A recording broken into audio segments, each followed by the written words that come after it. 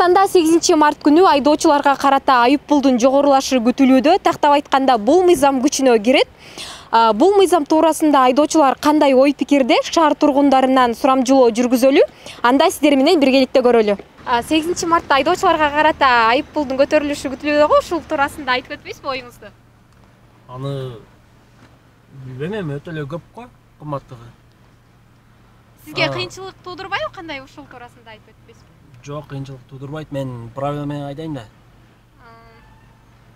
Эреже бузбайсыз демек, Эреже эми анча-мынча кээ бир жерлерде знак көрүнбөйт го, ошол жерлерде кокустуктан болбосо эле атак эрежени бузбайм өзүм калоом менен. Аны уга элекмин, чындап айтсам. Анан бирок каршымын да, эми азыр и так эле оор болуп атат баарыбызга эле. Азыр деле мындай чоң эле да сумма, азыркы суммалар деле. Анан аны көтөргөн болсо эл кыйналат. Биз эми өзүбүз водитель болбогон кийин кешөс жок дейсиз. бизге немеси деле жок да бизге. Сизчи машина айдайсызбы?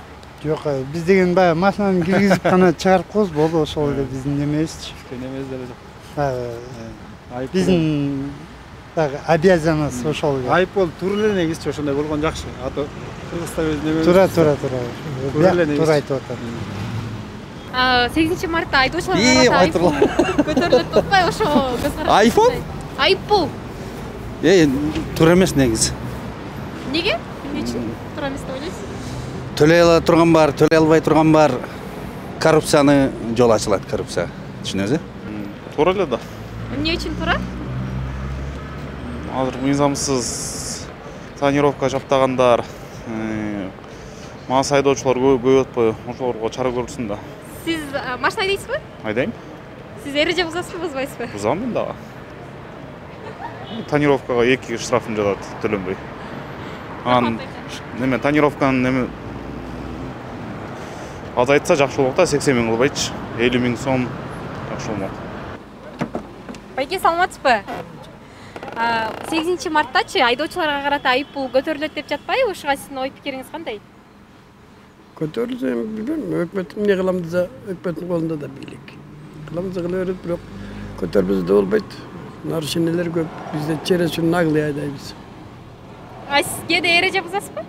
Эреже бузам, бузган күндөр болот, мойнго алыш керек. Анан башка жакка караганда бизде Бишкекте өтө эле наглый айдайбыз.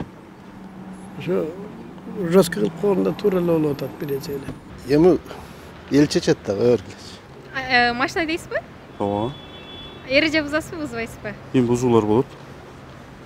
Анан ошонун айып пулу көтөрүлсө сизге кандай болот? Эми эреже бузулса, значит, айып пул ошондой кандай айып пул салса ошону төлөөгө туура келет да. Көтөрүлгөн айып пулду төлөөгө макулсуз демек, Мен эсиме бузсам, ошол айып пул салынган болсо өкмөттөн, значит, мен төлөөгө муктажмын. Төлөшүм керек. 8 март айдоочуларга карата айып пул көтөрүлөт деп атпайбы? Ошого сиздин көз карашыңыз кандай? Эми көтөрүлсө көтөрүлөт да. Эмне кылабыз биз? Эреже бузасызбы негизи? Негизи бузбайм мен. Бузбайсызбы? Болушунча аракет кылам да бузбагангачы. Ошо? Эгер бузуп калсаңыз көтөрүлгөн айып пул менен төлөөгө макулсуз демек. Төлөйбүз да, өкмөткө деле жардам бериш керек деп эмне кылабыз эми? Эми кандай десем, кичине акчаны өкмөттүн бюджетин көтөрбөсө кыйнала беребиз го ошол бойдон өмүр бою эле. Көтөрүп жардам берсек болот да бирдеме. Көтөрүлсүн туура. Ичкендер масалалда айдабасын унааларын. Негизи сиз эреже бузасызбы? Бузам. Анан кандай ошо эреже бузганда көтөрүлгөн айып пул менен төлөөгө макулсуз? Айла жок. 8 мартта айдоочуларга карата айып пул көтөрүлөт деп жатпайбы? Ошого сиздин көз карашыңыз кандай?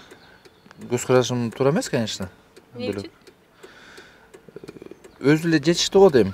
Элдердин айлыктары азыраак болуп атса, анан азыркы штраф деле аз эмес го. Ошондой деп ойлойм, мен билбейм. Чоңдор эмне деп чечсе ошол болот да.